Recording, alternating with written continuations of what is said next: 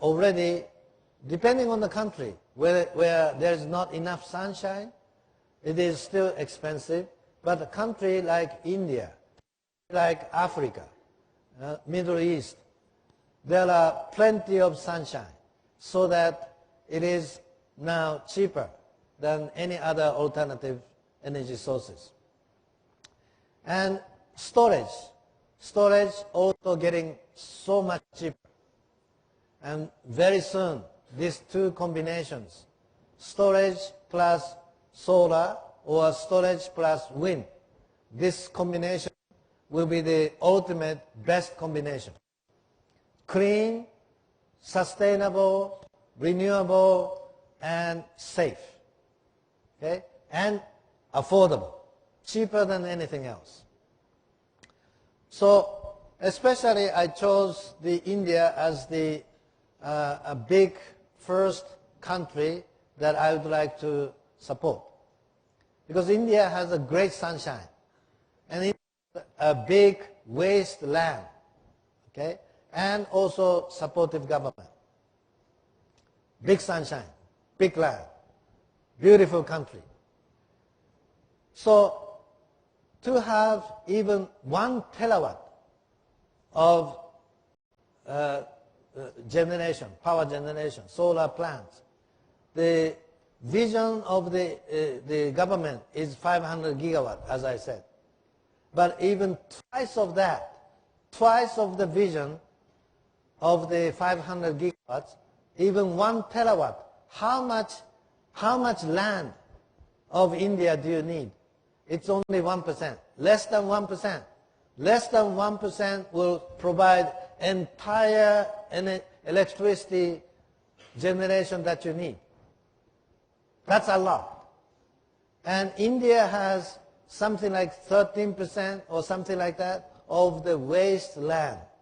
The land that is too hot for agriculture products to grow. So it is not used for anything. People don't live there. There's no agriculture, nothing for big land. So out of those unused wasteland, if you pick only 1% of the entire land of India, you have entire electricity source generation by solar. This is fantastic. So PM Modi and I discussed, even including yesterday. And there is also security of energy. So India is now importing $88 billion crude oil, $22 billion coal imports. So together, $110 billion of import, depending on outside of India. So when anything happens, energy security, energy crisis will happen in this country. To serve over 1 billion people, you have energy crisis when it happens. We have to have this security, independence of the energy source by itself. Even in this 1 year, even in 1 year, 20% increase in the cost of petrol. So it is important to have no dependency of one energy source. Okay?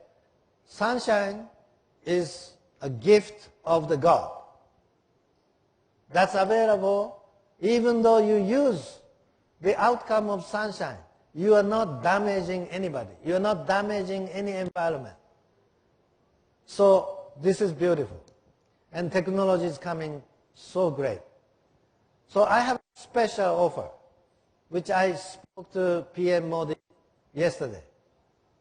I volunteer, not anybody asking me.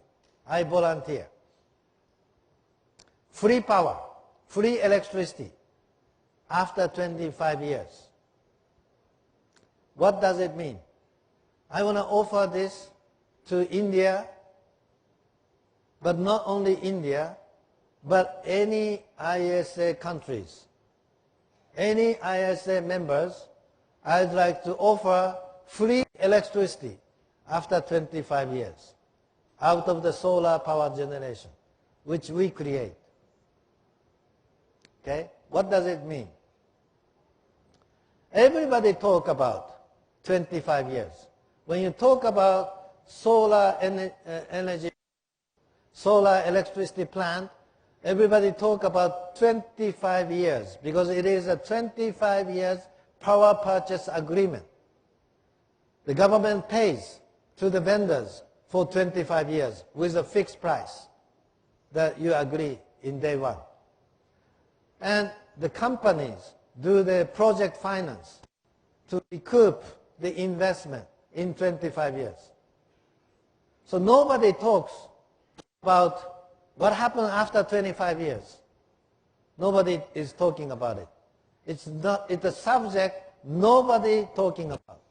So I'd like to talk about that. What happened after 25 years? The solar plant keep on generating electricity for 100 years. Conservatively speaking, 80 years, definitely, for sure. So after 25 years, remaining 55 years, remaining 60 years, remaining 80 years, the solar panel is a product of crystal. It is a wafer of silicon. It is a crystal. Crystal end of the change of the material. So it is no longer going to change to anything else. It's a crystal. It's the end stage. So as long as you clean the dust, as long as there is a sunshine, it keep on generating electricity for the remaining 55 years, 60 years, 80 years remaining. So if you have a small country, small land, you want to replace with the new, more efficient panel. But when you have a huge land,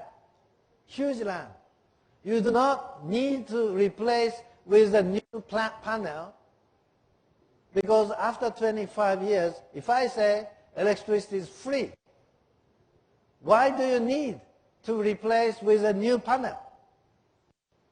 If it is free, if it keep on generating, if the land is not the limiting factor, it's a wasteland.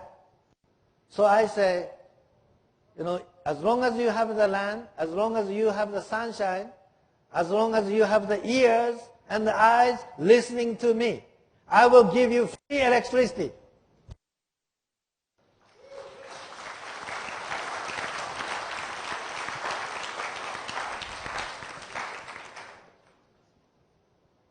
Why can I do that? Because we do the project finance. We recoup our investment. I am an industrialist. I'm a businessman. I have to recoup my investment. I have to do project finance. I have to borrow money from the banks. I have to pay them back with the interest. I have to pay them back to the shareholders with some reasonable return in 25 years. But after 25 years, how much more greed do you have to have? I am making enough money in my own business. I don't need to be greedier. So this, as I said, why did I start this project? It's not for my greed, not for my money. I have my main business. I am making plenty of money. So there's a limit in the greed. As long as you know there's a limit in the greed, I have to pay back to the people who support us, to pay back to the society I have to pay back to the us that we live in. So after 25 years, since we recouped for the shareholders, for the banks, for the project, I don't need any more greed. So as long as I said, sunshine, as long as there is a land, as long as we have the support of the people, I would like to give free electricity to the people and the society. Because I think the kids, they are the treasure of our family, of our society. Born in the rich family, or if they are born in the poor family, they have to have equal rights, equal opportunity to study, even in the evening. Only rich kids can study in the evening with electricity, and the poor kids cannot study in the evening because there is no electricity. I don't think it's good. I don't think it's fair to the kids. We should provide electricity to any kids, poor or rich. They have to have equal opportunity to study. We have to provide electricity to the mothers who cook for the family. They're cooking without electricity and they're dying because of the choking of the gas, because of the choking of the whatever the things. I'd like to save them. I'd like to provide electricity to the farmers to pump the water. Poor or rich, they have to have equal opportunity. So in the last 20th century, electricity provides great outcome to the mankind. But also, it has created great, divide of the country who had a lot of electricity to the country against the country who had no electricity. So the lifestyle had a big divide. Well, as I said, sunshine is the gift of the God. So after we recoup, let's give free electricity to any people, any society. Quicker we do, quicker free electricity come. Bigger we do, more people would be saved with free electricity. That's what I want to do. Thank you very much.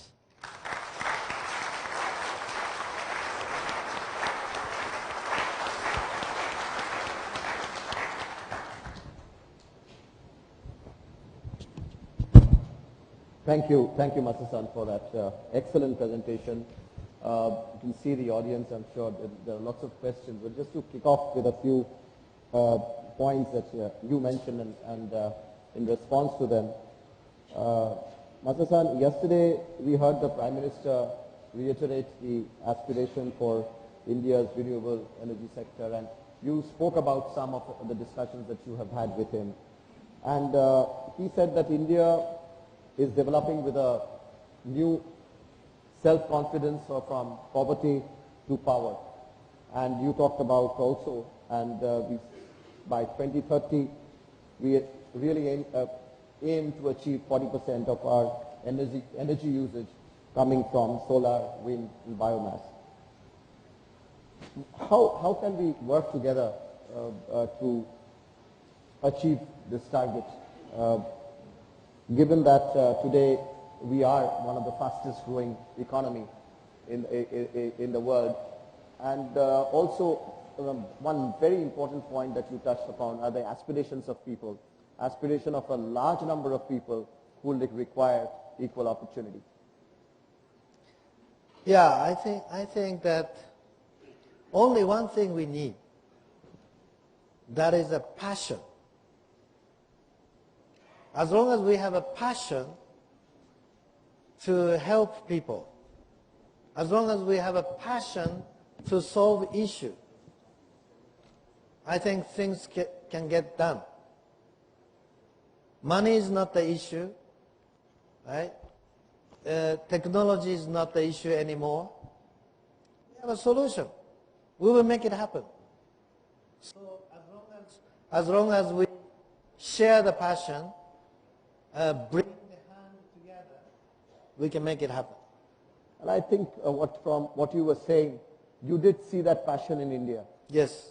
And that's where your hope came from, and you saw that you said that a strong leadership and a supportive government, along with the prerequisites of a wasteland or a sunshine, but you saw a very good combination, and that's where the hope and the confidence is coming from. Yes. Yes. So we are already doing a few gigawatts of solar and renewable energy generation already. And we have done enough experience. We understand technology. We understand operation. We understand how to make it happen. So it's no longer, as I said, no longer a technology issue. We have money. There is a land. There is a sunshine. So all we need to do is just execute. We can make it happen. And I'm saying we are starting, from Japan, India, Saudi, but I'd like to offer what I said, free electricity after 25 years. I'd like to offer this to any members of ISA. Just talk to our guys. We will provide you. We will provide to any of you. Masayoshi-san, one of the point that you just now said, and really going back to again what the Prime Minister said yesterday, he spoke about the ISA, which is India's signature contribution to the world, if one can say, to fight against climate change. He said of replacing OPEC as the prime contributor of energy to the world.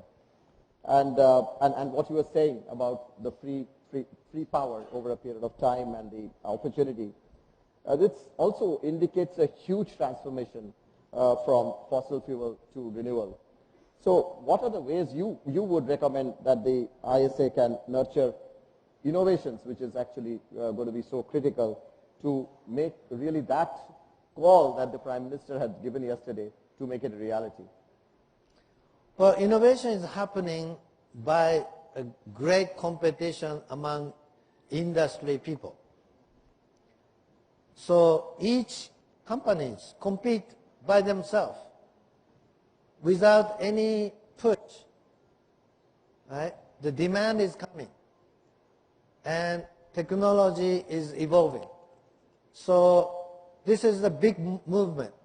Nobody can stop, and it's happening everywhere. Now, as I said, in the sunshine countries, the solar is already lowest cost.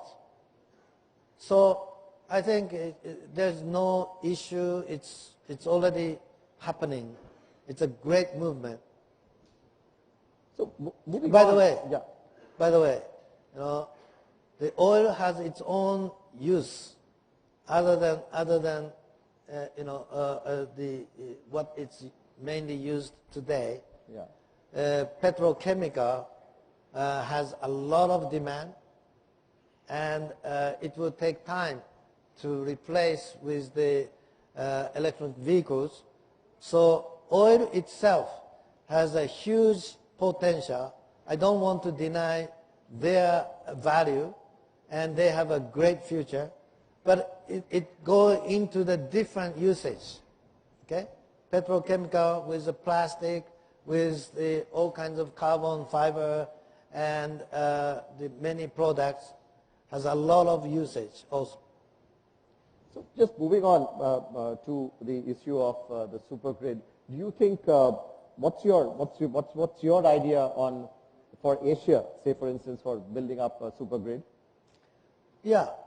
So people say, well, sunshine is not every day, and wind is not all the time.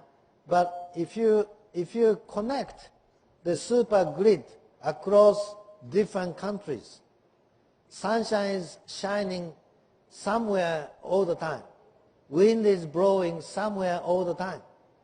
So internet and telephony network is connected around the world many, many times.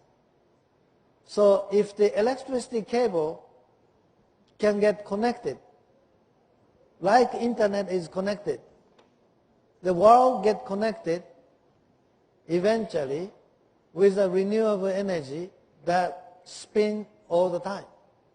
Absolutely.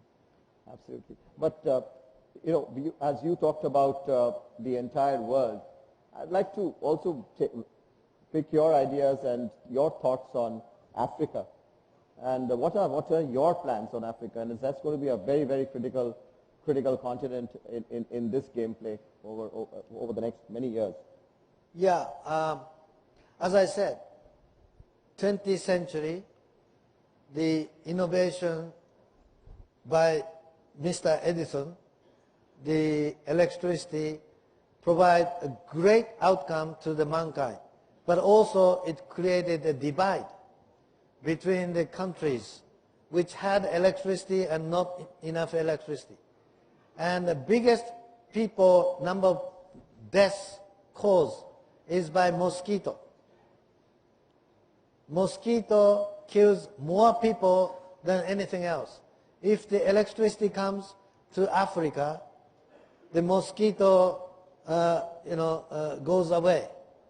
So electricity to Africa is very, very important to save people's lives, to bring them 20th century, 21st century lifestyle. This is going to give equal opportunity to the kids in Africa. That is very, very important. Absolutely. I'd like to move on to onto the basic startup ecosystem and culture in India, and take your attention as to how we can work towards building the new Silicon Valleys here. Cities like Bangalore, Gurgaon, Hyderabad, and many other cities are becoming or emerging to become the new startup hubs in the country. And they include both the angel as well as the seed investors, venture capital at all stages, mentors, incubators, and entrepreneurs. So given that, are you really looking at launching the next Vision Fund in 2019? Yeah, I don't want to say when exactly, but definitely we are continuing Vision Fund investment. As you may know, we created the $100 billion Vision Fund last year. The worldwide venture capital community is $65 billion worldwide, excluding Softbank. So Silicon Valley, China, Europe, Japan, India, all around the world together is $65 billion. And suddenly we create a $100 billion fund. And many people said, Masa, there is not that many opportunities to invest. But I said, no, that's wrong. I'm proving there are more opportunities and with a great return. And I'm going to continue that. Right. We have a few minutes, just a couple of questions from the floor. Please introduce yourself and make a very sharp, quick question. My name is Dr. Sharma. I have been part of the think tank of India. My question, you made some very visionary statements. Oil, coal, gas, and even human being and nature, we are all part of sun. And sun is going to last forever. These things are going to last for a very short period of time. Now, there's one small thing which I just want to know from you as an investor. If we have a look at the last 5 years data on investment, the total investment on energy is about $1.7 trillion US. Out of that, only $300 billion is being spent on renewables. Now, this investment is stagnant for the last 5 years. What measures should be taken to increase investment on sun, on renewable energy, to replace the coal, oil, and gas, which has become a big greed, be it OPEC or be it the Chicago Mercantile Exchange? Thank you. I'll take one more question and hand over to you. Yeah, please. Hello. Yeah, my name is Kamaljeet. I have a question. You said 25 years after that free. What is the life cycle of a crystalline solar panel? Because after 25 years, the efficiency level will come down drastically and it won't be producing much electricity. And who will maintain those panels after that? Question number 2. Softbank, along with the consortium, bid for a solar power plants in India. It was rejected by Government of India. What are the reasons and how do you react to that? The Government of India is saying that you bid very high price for the tariffs of the power plant. Thank you. So let's move on. Yeah, I'll take the last one, please. Yeah. Let me answer before I forget. Yes. Yeah. Just 1 second. Yeah. So I think that new investment, I don't know I forgot the exact number. Yeah. No, but the new investment is mostly happening in renewables. China, for example, the majority of investment for the new plants is now being into the renewable. US also the same. I think only the replacing existing thermal plants is maybe happening, but reducing in proportion on and on. Because, as I said, in many countries, renewable already became cheaper than the thermal. Yeah. So it is very natural for business people to decide what is cheaper, but also clean and sustainable. So it's a big movement happening. I'm not concerned at all. Okay. And the second question was what was the second? Silicon. Life of silicon. So as I have shown in the chart, okay, the first 5 years or so, 100%. Please listen. I'm answering to you. Yes, okay? I'm listening. The first 5 years or so, 100% capacity become 90 and 85. After 85, it stays 85, on and on. So for 80 years or so, 85 capacity is maintained flat. So it's not 25 years as a life. It is almost 80 years to 100 years. Only what you need is cleaning dust. So we have developed the robots that clean the dust. Even without water, it will clean the dust with a robot. That electricity for the robot is being also charged by the solar itself. So it's almost an ecosystem, it's running by itself. Okay? Who will pay for the Thank you. maintenance? No, It will be able to maintain. Don't worry. Yeah. So Second no, question we'll is about conclude the that, bids, please. which Softbank took in. Excuse me. We'll continue that offline. You are asking questions, sir. Yeah, but you have run out of time. Please, you have asked your question. So, ladies and gentlemen, I'd like to conclude this session as we are really completely running out of time. And but before that, I'd like to really sincerely thank you, Masayoshi-san, for taking out time for this session, for taking out time for India, for your continued commitment to India. We are indeed most fortunate to see you over and over again renew your commitment and your patience with India, and we look forward to your continued engagement with India in the years to come. Ladies and gentlemen, please join me in thanking Masayoshi-san for that excellent question. Thank you. Thank you.